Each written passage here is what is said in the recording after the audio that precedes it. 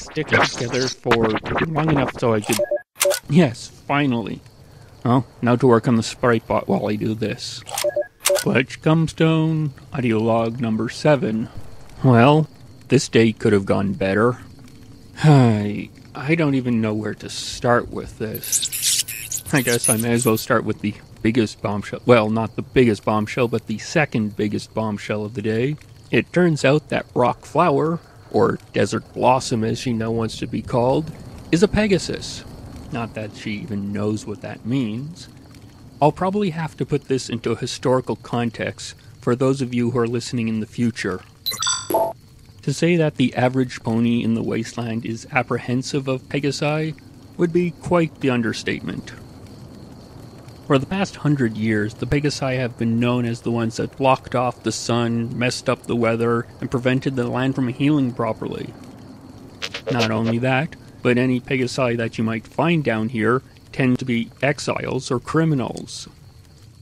So, to expect that every pony would rally behind and follow some Pegasus into rebuilding equestrian civilization is a bit of a tall order. But even putting her physical appearance aside, Rock also seems to have some rather unusual values. She actually questioned whether it was better to save some pony from a mutant bear monster or to let the bear monster go hungry. But then her questionable morals may be the result of her unusual stable upbringing. While Rock still hasn't been able to remember exactly what happened in the stables, going by the feelings that she's told me about, it seems that the entire stable was made up only of earth ponies, and somehow none of these earth ponies knew what a unicorn or Pegasus were. So when Rock was born as a Pegasus, they thought her wings were some genetic mutation, and their treatment of her was less than kind. And the major bombshell that I mentioned earlier was a literal one. She somehow managed to make a hoof-made miniature megaspell that took out an entire tower. She's supposed to be rebuilding Equestria, not continuing where the zebras left off. So, Stable-Tech's great plan for saving Equestria is a mentally and physically traumatized mare with no memory and a tremendous knack for destruction. I just don't see how things have gone this wrong. Stable-Tech's plan was sound. It should not have ended up this way. Maybe I just was unlucky and got the one stable that was completely screwed up. From what I've read, Scoodle herself headed up the... Oh, that was a close one. Okay. I'm going to go off on a bit of a tangent here for an impromptu safety lesson for those of you listening in the future.